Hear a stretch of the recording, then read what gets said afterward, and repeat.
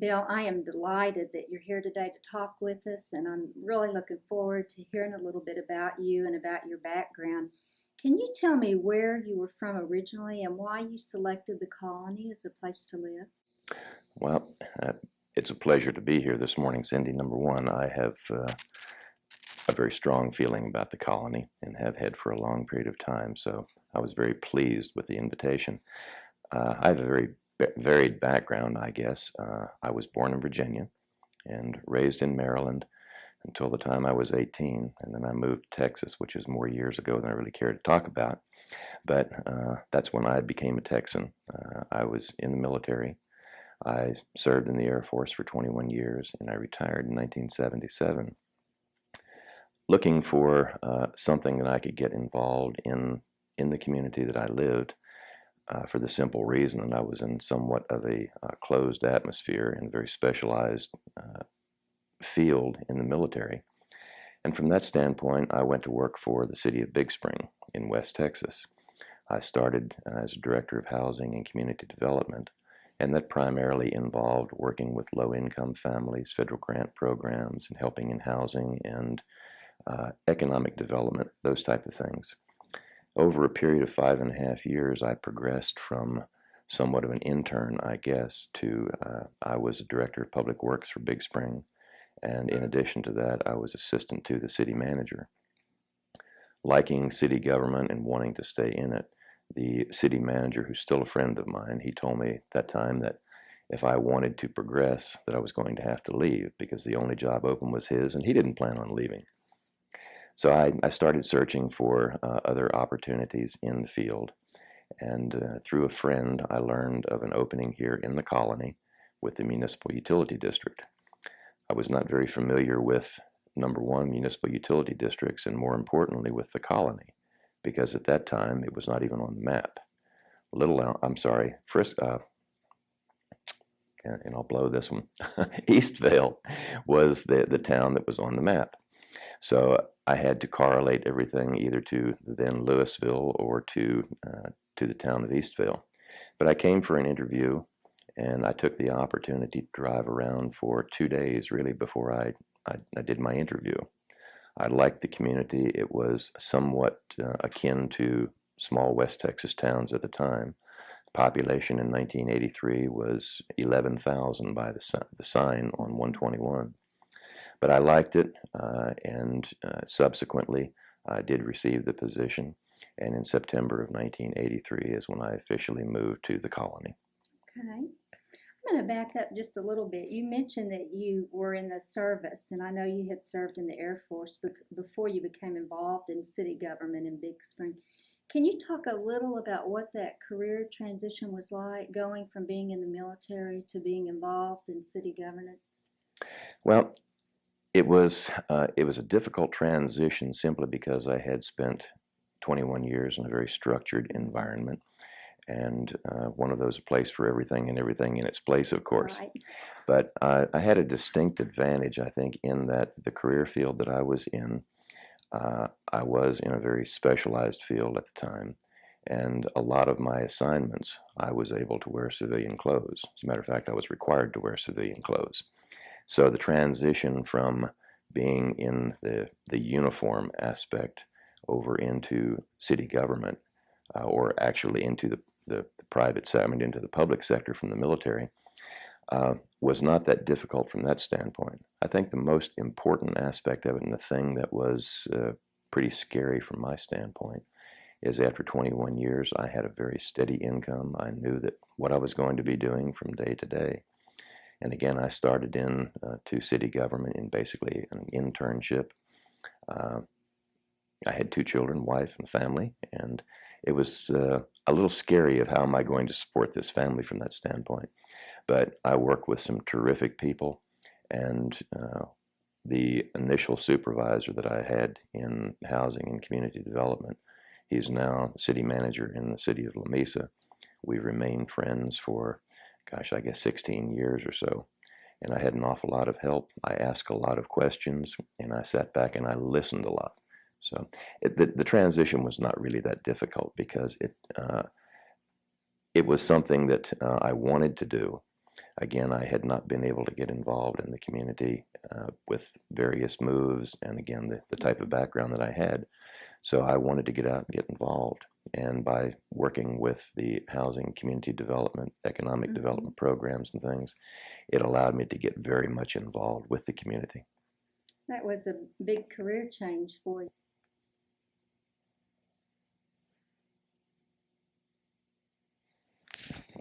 Well, it's apparent that the career transition you made into city government has been very successful. Now, I know you later became general manager of the municipal utility district, and you mentioned a little about that. Can you tell me a little about the history of MUD, as they call it? Okay, it's rather ironic that when I came for the interview, I was not too familiar with the MUD concept either. But under Chapter 54 of what was then Vernon's civil statutes, municipal utility districts, or special districts as they're referred to, are created to serve a single purpose. And specifically, those special districts eventually will fade out and they will be absorbed into some other concept of city government. But the Colony Municipal Utility District, as it was officially known as Denton County Municipal Utility District Number 1 at that time, it was formed exclusively for the purpose of starting the colony. Sometime in early 1973 is when the utility district was formed, and its primary purpose again was to support the new Fox and Jacobs community. I think initially in 1974, as I recall, there were about 12 homes that Fox and Jacobs put together, a dream of Dave Fox's, as I understand. The utility district was primarily 2 wells and a very small package treatment plant in order to provide wastewater service and water to those initial 12 homes. Well, that progressed from 1973-74 timeframe, and when I arrived in 1983, we were still operating under actually 3 wells at that time, and the utility district had moved into a much larger wastewater treatment plant. The same basic concept that you would find in any municipal government, and it has not changed much since the transition quite a few years ago. But we had 38 employees. There was a board of directors, a president of the board, and again a board of directors and a general manager. That concept was very much akin to and very close to what you find in city governments, in that rather than a president of a board, there is the mayor, and rather than a board of directors, there is a city council. The general manager position, of course, is the city manager position. So I served in that capacity for 3 years. The concept of special districts is to start a particular program or to start a development. And most of those eventually do dissolve and are absorbed into, most of the time it's into an adjacent city government. For a long period of time, the colony MUD had more connections and more customers than any other utility district in the state of Texas because of the rapid growth of the community. This was a Fox and Jacobs dream, and I think it's progressed quite well from 1974 to 1993 with the growth patterns that we've had. But again, with being a special utility or a special district, its time was limited, and as the city grew, the utility district, of course, the services that it was providing, that also grew. And over a period of probably 3 or 4 years or so, there were some conversations between the city of the colony, city council, and the utility district board of governors and board of directors and the president of what would be the future of the colony and what was the best approach to take.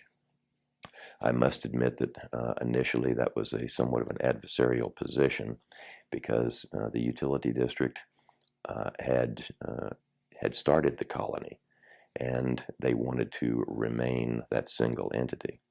But there were 2 taxing agencies at the time. The city of the colony had its tax rate established. The utility district had a tax rate. And for every resident that lived here in the city, They received a tax statement from the MUD, and they received a tax statement from the city. And those funds were basically, or not basically, were essentially separated. Funds that came into the utility district did not go into streets and roads and new construction for facilities. The taxes that came into the city, they were dedicated exclusively to such things as streets, roads, and buildings and things. So it was not a bad situation by any means whatsoever.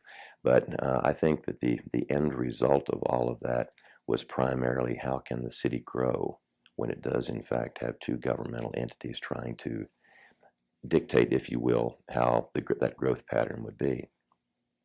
At that time, the president of the municipal utility district, whose name was Sandra Shearer, and the then mayor, Larry Sample, they met on various occasions, both the council and the utility district board, and the city manager, who at that time was Janice Carroll, and myself as general manager of the MUD. We met many long hours and late hours trying to decide which way that we needed to go.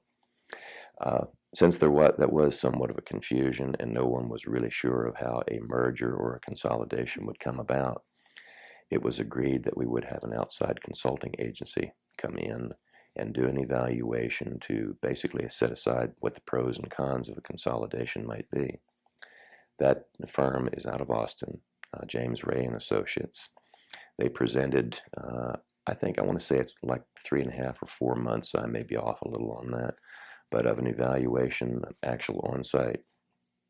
The end result of that was a decision to consolidate the utility district and the city of the colony. Those two entities were merged. All of the services, all of the customers that were in the utility district became a part of the city of the colony, and all of the employees that were then in the utility district made the transition over and became employees of the city of the colony. I moved from the MUD. I was located in what is now the water department. I had an office there. Subsequently, I moved into City Hall, which was the trailer next to Fire Station number 2. It's now the Senior Center. That was our City Hall, and I came into the city as Assistant City Manager. In a relatively short period of time, Janice Carroll, who was the city manager, decided that she wanted to move into the private sector, which was to bring a vacancy for the city manager's position. The city council advertised. They had several people that they did interview. Janice and I had a very long conversation, and again, I expressed to her my desire to move into that position. I was subsequently interviewed and did become city manager in, 1987, 86, I guess, in 1986. And I've served in that capacity for a little over 7 years. In that period of time, we have moved from that trailer into the new city hall, and I've seen an awful lot of changes that have come about from that period of time. It was terrific, and I really enjoyed the whole tenure. That's great. You mentioned during the time that you were the manager of MUD, some about the merger. Were there any other significant issues that you recall dealing with during your tenure with MUD? There were 3 specific issues that were outstanding in the city of the colony and in the utility district, I guess almost from its inception. The first of those was the well water. Mm-hmm. And the water was quite controversial for many, many years. But during that period of time, what was then North Texas State University, NTSU, they did a survey, and I believe that was in 1982. They came into the colony and did a complete survey of what the wants, needs, and desires of the residents happened to be. The 3 main issues that came out of that were an improved water system, a telephone system, which was exclusively local at that time, and the traffic problems.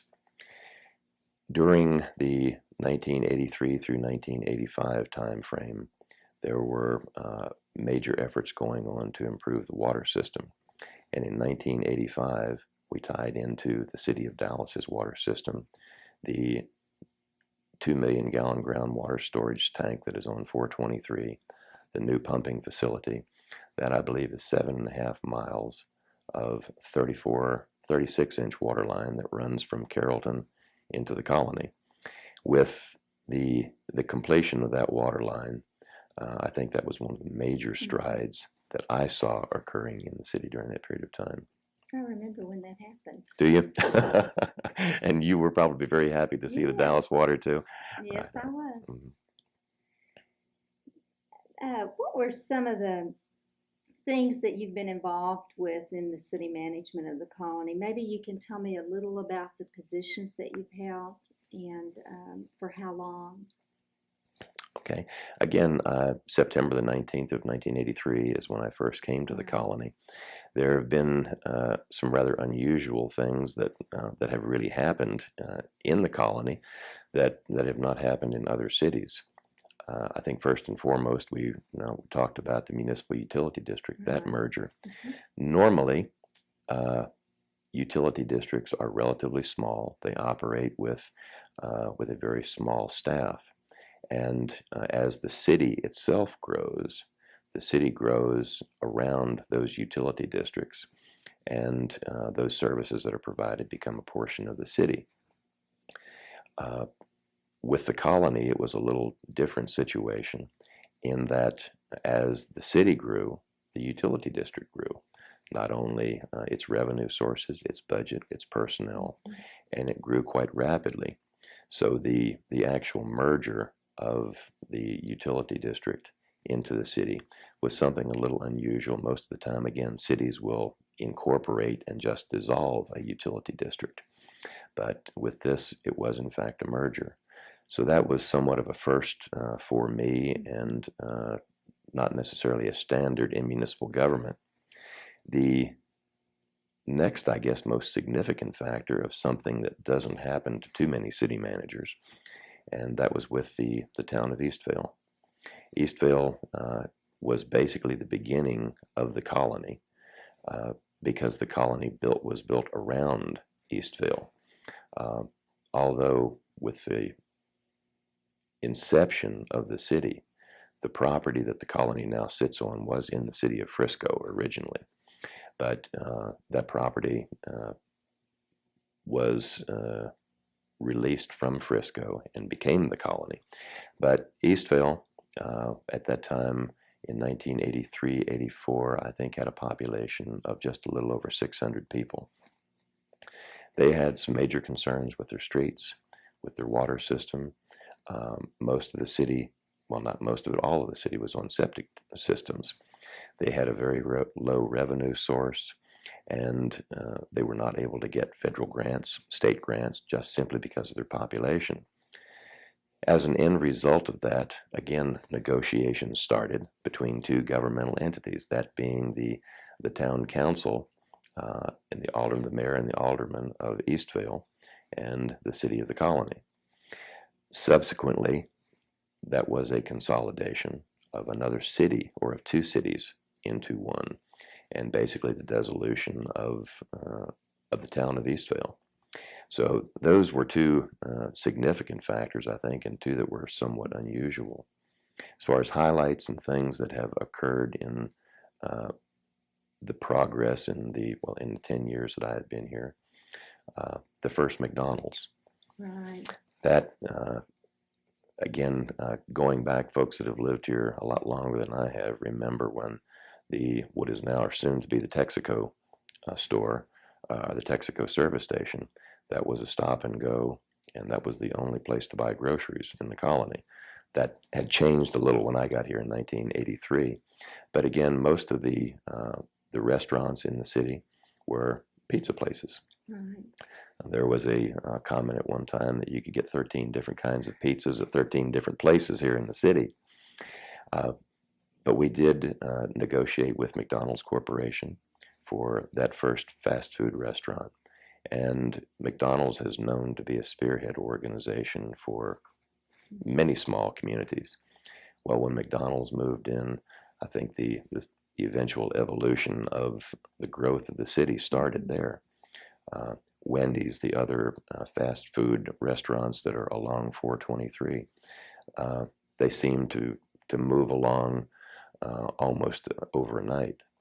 It was a very good point in the colony because of that commercial growth, because during that period of time, residential growth and residential development was starting to drop off. And when most cities were facing a very low building inspection fee and growth in that factor, we were slowing down as far as residential growth went too. But again, that was the time when most of our commercial growth was coming about. So one seemed to offset the other. And the colony has never stopped its growth pattern. It's been very, very rapid. I recall commenting to some friends when I first got here that if you drive down any street in the city, you would see a vacant lot. Next to that, you'd see a concrete slab. Next to that would be the building going up. And then the next you would see is a roof going on. And then the fifth lot, you'd see people moving into the house. And that was basically the way that growth was going on as far as residential at the time. So the commercial aspect of that, I think, was very significant. Plano Parkway is probably the biggest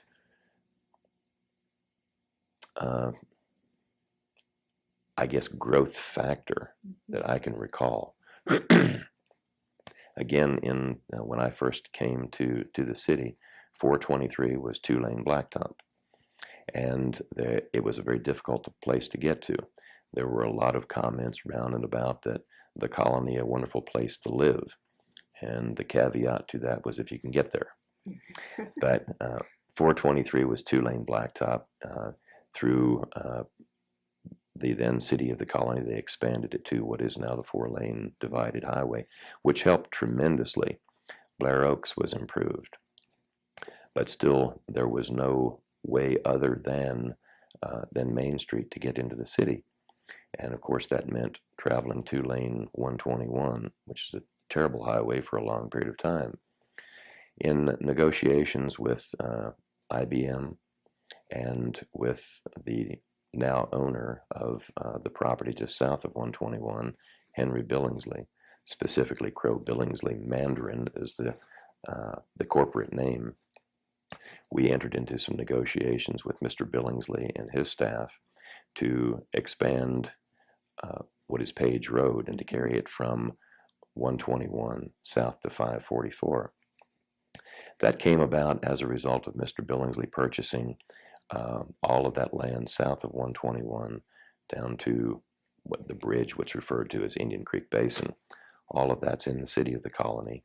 It's approximately 800 acres, I think, and he also purchased an additional 800 acres further south, which is actually in the city of Carrollton, wanting to have that land develop into to a corporate environment.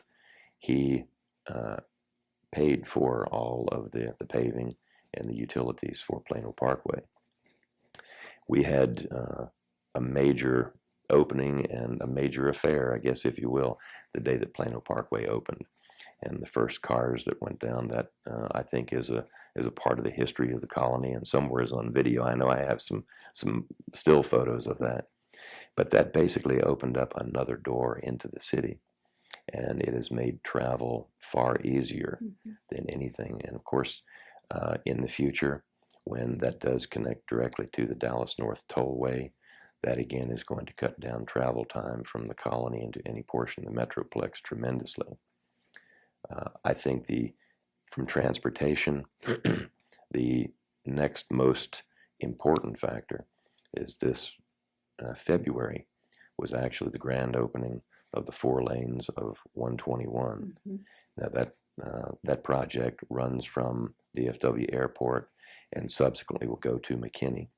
But from the residents of the colony, and for also those folks that work at the Legacy Park complex, just the opening of it from the colony to the airport has, from a safety standpoint, I think it's far more important than the travel time, because 121 for a long period of time was extremely dangerous to drive day, night, whatever time it happened to have been.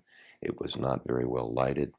Uh, it was not patrolled that heavily because it was basically a rural highway.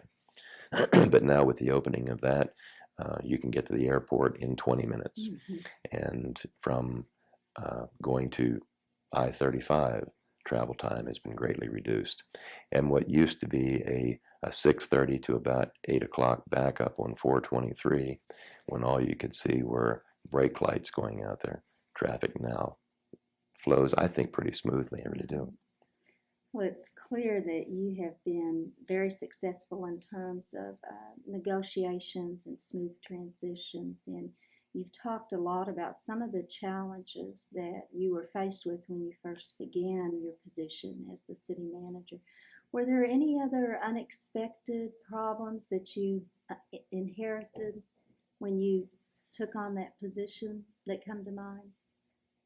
Uh, Significant ones, I'm not really sure. I think that anyone that moves into a city management position uh, can expect to have problems. They can expect things to crop up on a daily basis. In, I guess, reliving my 10 years here in the city, uh, for my own purposes, for nothing else, but I have served under 28 direct and immediate supervisors. And that's with the transitions of the board of directors and city council members as they come and go. And it's extremely difficult for anyone in that position. My predecessors and my successors, I'm sure, will encounter that, because each individual that runs for an elected position, it's non-paying, and they're doing it because they have a specific goal in mind, something they want to achieve. And to merge 7 individual opinions into one governing body to go in one single direction, it's a little difficult in itself. And every 2 years, you can typically expect at least 1 or 2 of those positions to change. So every 2 years, there is a little different direction. And you attempt, and I did attempt, and I think that in most cases I succeeded in working with those councils. And a city manager does not set policy. The elected officials set the policy, and the city manager and the staff carry that out. And while by no means did I always agree with decisions that were made by the city councils or the elected officials, I think I've been very, very fortunate in that I have had the opportunity, and I've been afforded the opportunity to sit down one-on-one or in groups with that elected body. And we've been able to talk about those. And I made a comment again early on in my career that I used to make a lot of recommendations of this is what I thought we should do.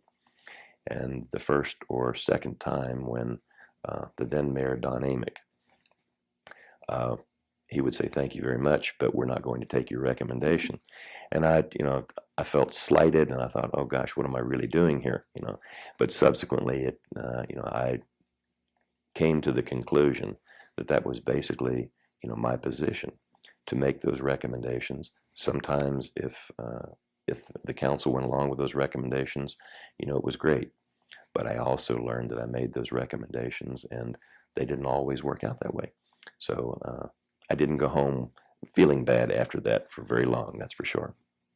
I'm glad you shared that. I think that provides a lot of insight about the role of the city council and how that interacts with the position of city manager.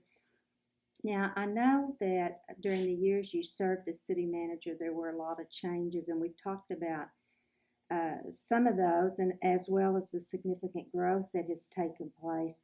What do you think has been the primary impetus to such rapid growth over the last decade? That's a very difficult question to, I think, for anyone to answer regarding the colony. It has been, there have been a lot of comments regarding such things as the high tax rate, uh, the bad water. The colony is so detached from everywhere. Yet the irony of that to me is that from 1974 to 1994, population has grown from roughly 100 people to almost 25,000. We continue to build homes here. We continue to have people moving to the colony from other portions of the States and other portions of the world, really. They move here, and I'm going to give you my feelings on that the colony is a terrific place to live. It's very community oriented. If you have a child that is 2.5 years old, you can get them involved in an activity. If you reach my state in life and beyond, there are a very active seniors group here in the city. And it is detached from the Metroplex, but again, with Plano Parkway, with 121, you can work in Dallas-Fort Worth area, and you can be home in 35, 40, 50 minutes, whatever the case may be, and you still have that casual lifestyle.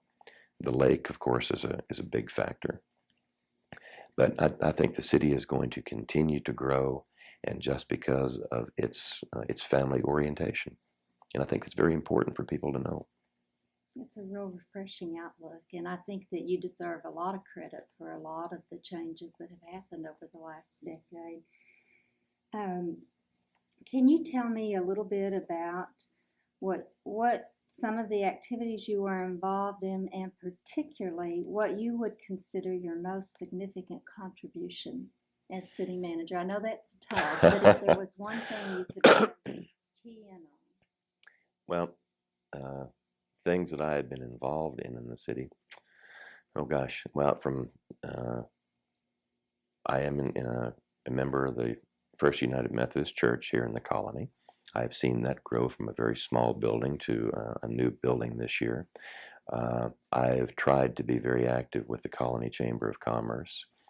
I served as economic director for a relatively short period of time.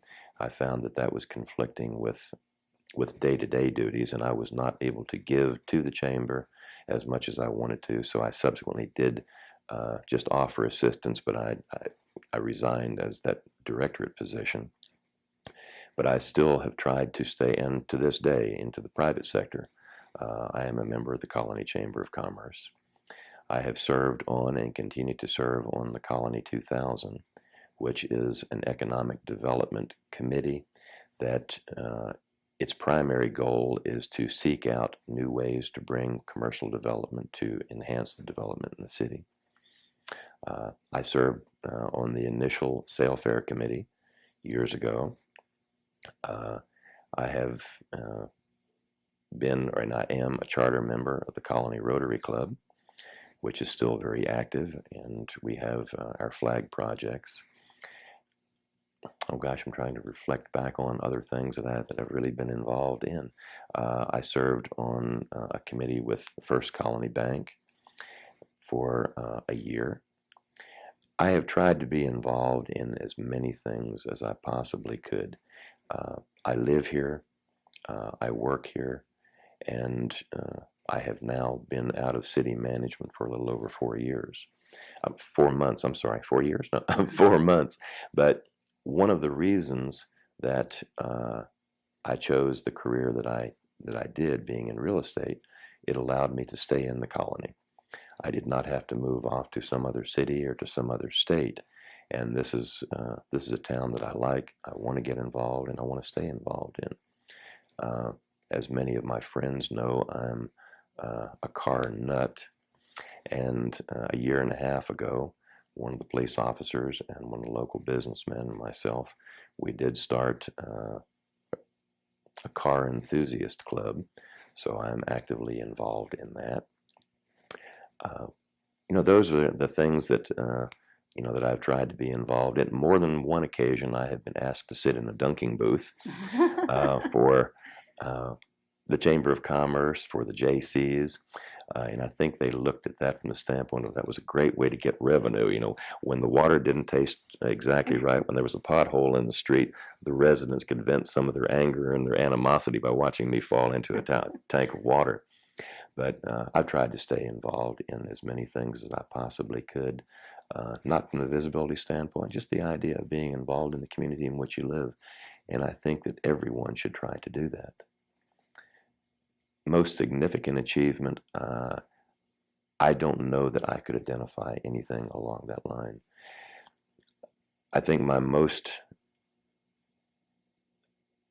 the most significant thing in my life here has been working in the city, being involved with some terrific people. And I made this comment at the last city council meeting that I was at, is my successor will inherit one of the best staffs that anyone could ever hope to work with. I have never looked at this position as being a supervisor. I know I have not made everyone happy over the years, and I understand that, but I think that just comes with the territory. But more importantly is that we have tried to do that as a team effort. When things went wrong, I was responsible for that.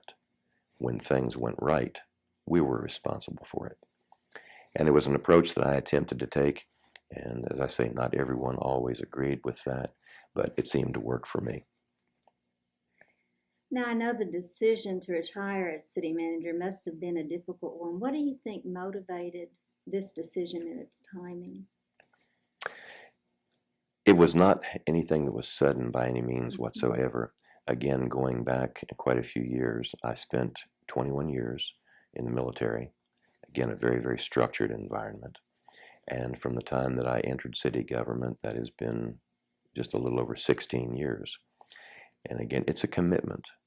And you have to make that commitment to, I've received phone calls on Thanksgiving Day that someone had a problem, and I have left family and friends on Christmas Day to take care of problems or concerns. The phone rings at 12:30 at night, 8 o'clock in the morning, and you are expected to respond. And I had no problems with that. But after that period of time, I was looking for a little more time of my own and a little more time to pursue something else. And again, wanting to stay in the colony, I had to give some strong thoughts and consideration to what could I do that would still allow me to live here, still allow me to be involved in the city. So approximately a year and a half ago, I started taking real estate courses.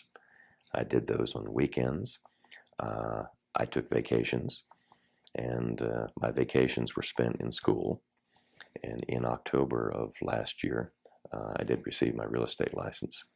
But the reason for that was basically that I wanted to stay in the city, but by the same token, I wanted to move out into the private sector.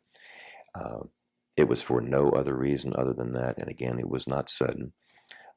I had the opportunity to talk with some of the elected officials about what my plans were, and that I had wanted to make a smooth transition. I had some specific things that I wanted to see completed prior to the time that I left. Most of those I think I did. Having sat on a monthly committee for 121 for 8.5 years, I guess, really, I wanted to see 121 completed and opened, and I was able to accomplish that. We were preparing a budget in very, very tight years. I did not want to walk away from a process without having that budget completed.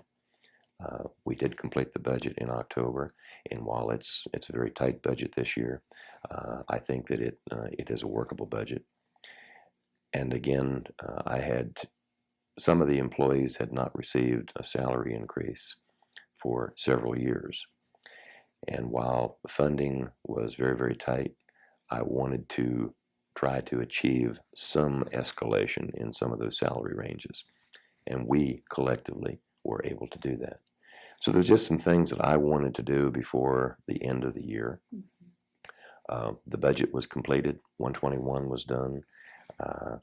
The golf course, I was hoping to see the golf course, at least that contract signed, because I'd worked with that for a long period of time. It's still out there, but it has not started as of yet. But some significant goals that I had, almost all of those, seemed to come to fruition for me.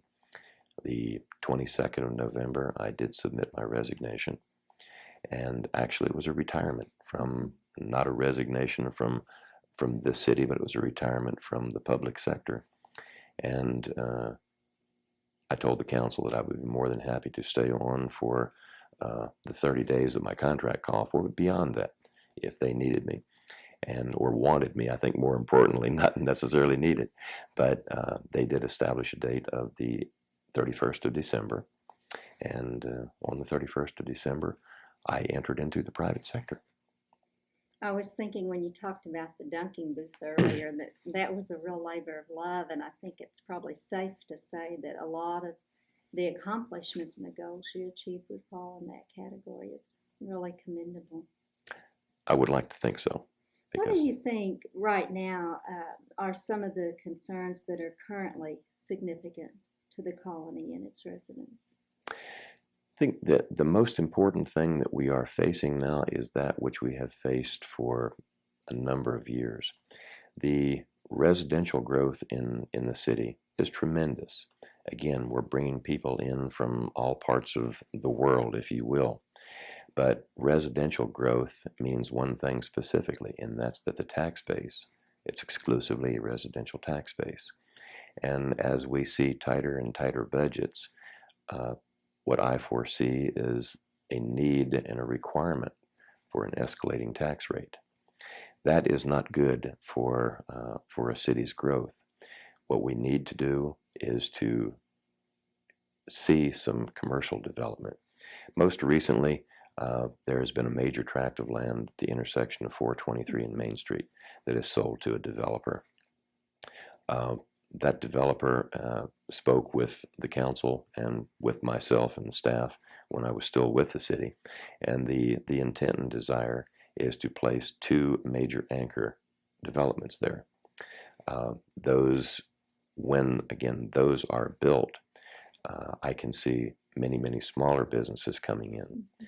That commercial or business tax rate is going to have a major impact on the city. It's going to help to at least stabilize the residential tax rate, and hopefully in years to come it will allow that tax rate to be reduced. I thought for a long period of time that growth was going to come overnight. And I think everyone, you look for what your greatest coup would be. Mine was to romance IBM into building a facility out there prior to the time that I left. Well, of course, that didn't happen either. But if we could have that first major development that would come in, I think that the smaller businesses would follow that. Legacy Park has been a major factor in bringing people into this area. Legacy Park only has a certain amount of property left. There will be support businesses that will come about as an end result of that. The colony is contiguous with the property that is in Plano and that is owned by the Legacy Park complex. Mm-hmm. That will have to occur at some time in the future. There is a concept, I think, that you can go out and the question arises many times, why doesn't the city go out and bring business in? That's something that a city and a chamber of commerce, the Colony 2000, economic committees, any number of those particular efforts, you go out, you talk to people, you try to sell the merits of your community, you make offers to them, such things as tax abatement and any other enticement that you can get to bring them into the city. But if the timing is not right or the location is not right for those businesses, they're not going to move just because you tell them that the city is a wonderful place to be. And I firmly believe that. However, a business is a business. With my transition again into real estate, from a twofold standpoint. Now, of course, I would like to see those businesses come in for the growth of the city. And the other side of that has to be somewhat selfish, is that if I am able to entice a business to come into the city, I receive some monetary benefits out of that also. So again, I've been approaching it from a different factor. And again, while we're working with some developers, it's still the same story from the other side. is that until people are ready to move and until the time is right, that those businesses are not going to come in. And I've felt that for a long period of time, but again, in the private sector, I now see that that is in fact true. But that, I think, is the most important aspect for the growth of the city, is to have some some commercial development in the the tax base. While it is relatively high, I am a firm believer in one concept of that, and that is basically what I think is responsible for the growth of the city. We all look at the colony as having an extremely high tax rate, higher than other cities in North Texas. That's true, and I've never disputed that. But even prior to the time of my transition, about 2 years ago, we did an independent survey, I guess, if you will, just some staff members, and working with some of the local real estate agents and agencies, and also developers of pricing homes in the surrounding communities.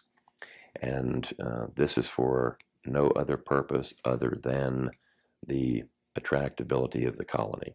And it's not a marketing tool or anything by any means whatsoever. But the same home that you can purchase in the colony, you go to Carrollton, Plano, Farmers Branch area, some by the same developers. Those homes are $10,000 to $15,000 higher than what they are in the colony. If you put that in to one perspective, whether it's a proper perspective or not, I'm not really sure. But you take $10,000 or $15,000 difference in a home in one of the surrounding cities as opposed to the colony.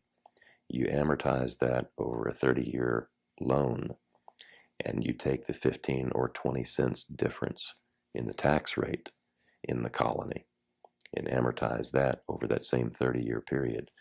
And I think that you will really see that the colony still is far more affordable, and it's my perspective, it's a much nicer place to live, but it is far more affordable. So the tax rate is, it's very important, but you have to take everything into consideration with that also. Right. I think it helps to be aware of those other factors too. I think so, it does. Now, you've talked a lot about the future of the colony, and you talked about Colony 2000 and some other things. You've mentioned the commercial growth. Are there any other things you see in the horizon? I found some humor in that comment.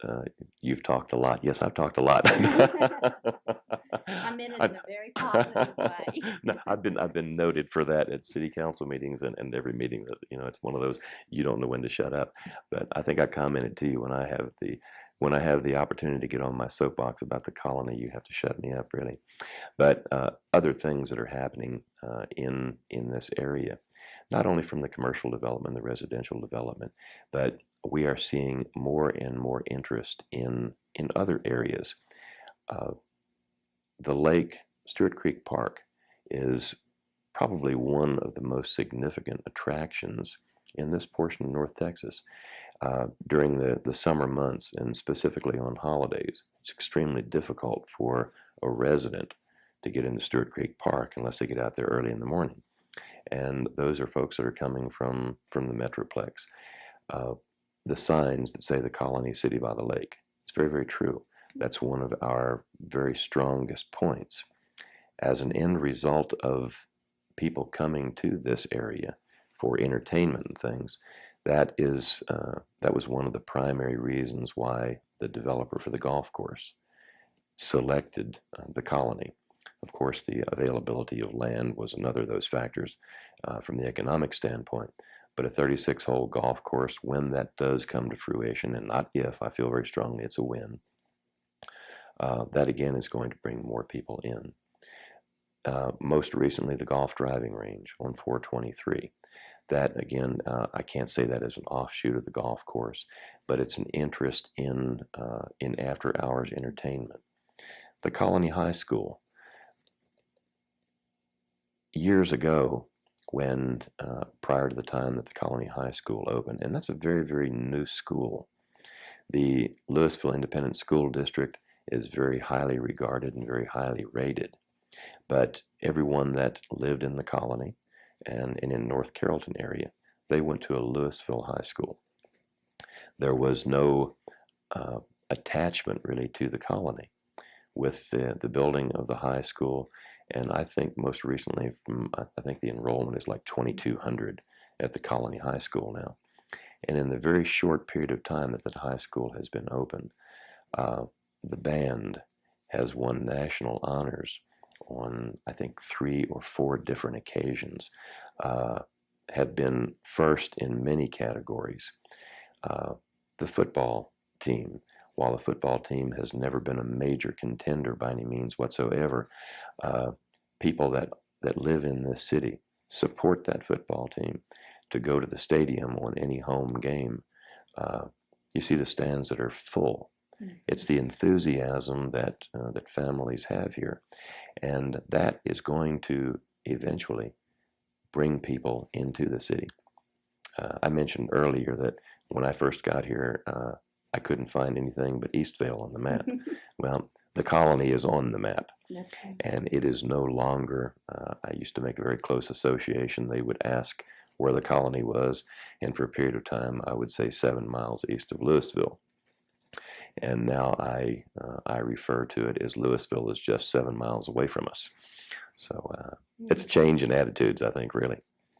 But I think that the growth factors will be toward more recreational aspects. The Colony Aquatic Park, it is one of few of its type, and it's been very controversial over the years that it loses money. It is not a revenue generator. One of the things that everyone has to understand is that recreational facilities are an attribute to a city. This aquatic park, it does not make money. But again, it is an amenity. It's something that is there for the pleasure of the residents, and it will never make money. Municipal pools don't make money, but it's a very attractive facility. And even today, in my other life, if you will, when I'm showing potential clients or customers around the city, it's one of the things that I point out, that it is a nice facility. And while you see an awful lot of private swimming pools and homes that have pools, that's still a gathering point. And the library, for years, that operated out of a shopping center. Right. And if you wanted a book, I think one of the staff would go back and say, "Let me check and see if I have it in the box back there." Well, the library now is very well stocked, and I know that this is being taped by the library director, so I'm not patronizing Joan by any means whatsoever, but I know she would like to see the library increased in size, and I think everyone understands that if we can increase the hours, we can increase the size, we can increase the number of materials that are here, the number of people that patronize the library are going to increase. The other aspect of that is that all takes money too. But it's a very family-oriented community, and I think it will continue to be a very family-oriented community. There is a growing crime rate in the Metroplex. While the colony is not without its crime statistics by any way, shape, or form, I think another of those is something that I have tried to present to various groups and things. If you go drive around the city, the enrollment at the Colony High School, we have five elementary schools. We have 2 middle schools. That tells me, and should tell anyone, there is a very large percentage of the population that are under 18. And with that significant number of young people in this city, if you sit down and actually look at the number of troubled youth and youth that get into trouble in the city, it's a minute percentage. The rest of, and not I won't say the rest, but all of those youth, they're good people. You go to the high school, and you see the people that are involved in academic environment or in the academic activities. the band, I think the band has 250 or, and I'm probably off on my numbers, I know, but people that are involved, or the young people that are involved in activities at the school. The most recent startup of the reserve, or the ROTC at the high school, Colonel White has made some presentations. His enrollment is growing on a monthly basis. These are not kids that are getting involved in a very structured environment and going out and causing problems at night. I don't think the youth problem in the city is anywhere near as of a magnitude as what many people may construe it to be. There are just too many young people in the city that are good kids that you go into the fast food restaurants, into Eckerd's, into any of the businesses, and they're working after they get out of school. And when they get home, they're doing homework and they're keeping A averages, B honor rolls, and those type of things. I think those are just some of the things that in the period of time that I have seen from maybe an insider's view that I think people need to take into consideration in the overall atmosphere and environment of the city. It makes a lot of sense. I thought about when you were talking about areas of growth to the new City Hall complex that opened and how valuable that's been to the community. Very much so. I was not a part of the original two-bedroom house that was City Hall here. But that is my understanding, and there are some pictures of that. But City Hall grew from a house and very rapid escalation into a mobile home. That was a sales office for Fox and Jacobs, and it was moved to the location next to Fire Station 2. And over the years, it was added on to and added on to. And then there was the bond issue that was to improve the municipal complexes, plural. And that bond issue included the aquatic park. It included a new city hall, the park and rec facility, as well as the library. Any first impression of a city, I think, is very important to newcomers, whether that happens to be a businessman or whether it's a resident. And I can recall meeting with many potential business people in the front room, I guess, of that trailer. During the day, the receptionist was there. If there was a daytime meeting, we had folding chairs that were there, and you would bring a businessman in. My office would hold a maximum of 3 people. So we'd move out into that front room, except on Tuesdays. And Tuesdays was court. So court was going on during that period of time. Meetings that had over 25 or 30 people, city council meetings, would move next door to the fire station. Mm-hmm. It was not very impressive for someone to come into. With and again, I mentioned before, the library was in the shopping center. Park and recreation was in leased space in the shopping center. With the completion of the new complex, we had our grand opening, and that was with the library, park and rec, the police department. We even had a jail, and have a jail, which we didn't have before, a detention facility specifically. But all of that leads to the point that when someone comes into the city now, I do it in the private sector. I know that people have been doing that for a long period of time. You drive around and you point out the niceties of the city that you want people to come into. City Hall, the library, is pointed out. It's an environment where people can come into the city. They are treated courteously. It's a very attractive environment. They come into the library. It has a very diversified collection. The park and rec facility. There's still an awful lot of people from JCPenney's, from Frito-Lay, EDS, I don't want to leave anyone out there, that's for sure, from the Legacy Business Park, that are still coming out and using that facility. So that's very, very important, I think, to have those facilities. I agree. I think it's terrific. What do you see in terms of, for you, how you'll continue to be active in the community affairs here? Let me be very specific. I will never run for elected office.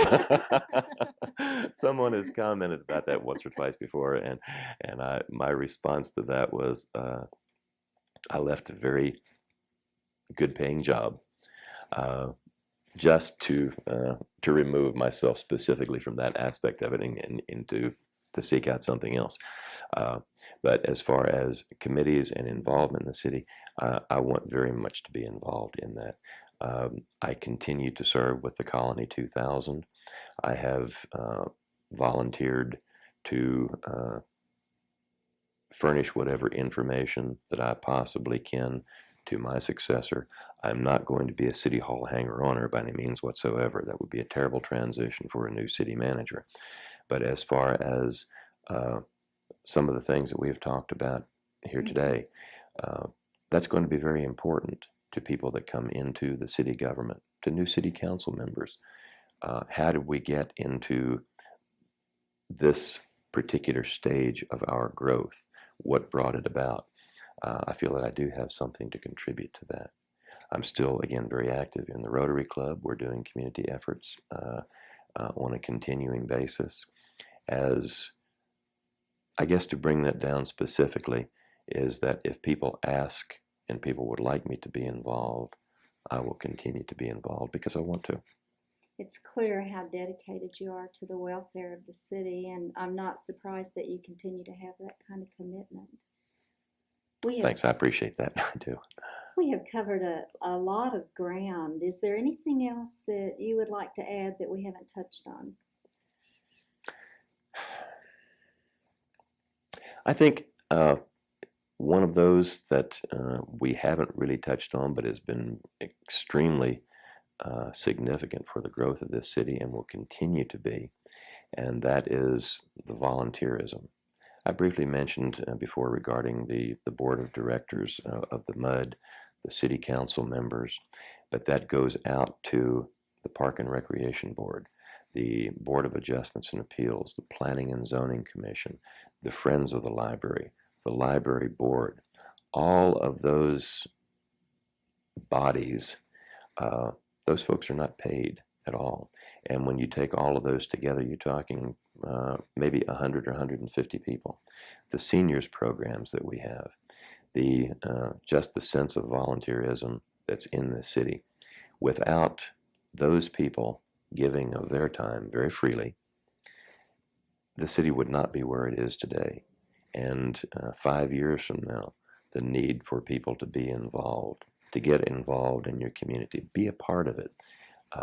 If nothing else, if that means just showing up at some of the meetings to find out what's happening, city council meetings, what's going on in your community. While our newspaper is weekly, it still has a lot of information about what's happening in the city.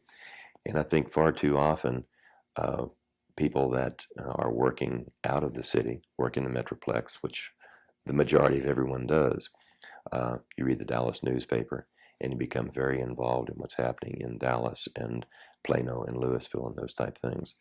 But there are an awful lot of things that are happening right here in this community also. And one of the ways of finding out what's happening and being a part of it is to get out and get involved.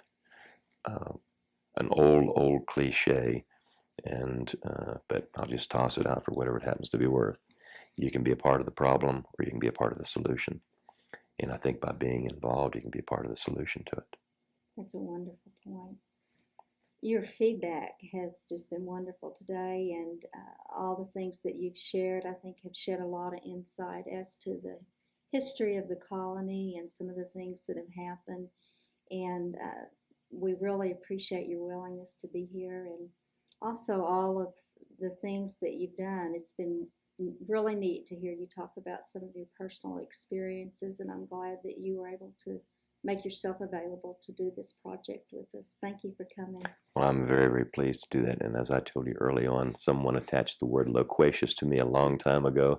And so hopefully I have not been too overly exuberant, but I do appreciate it very much. And I appreciate the opportunity to have served in this city and to have been here today to talk about some of my experiences and pleasures. Thank you very much. Thank you.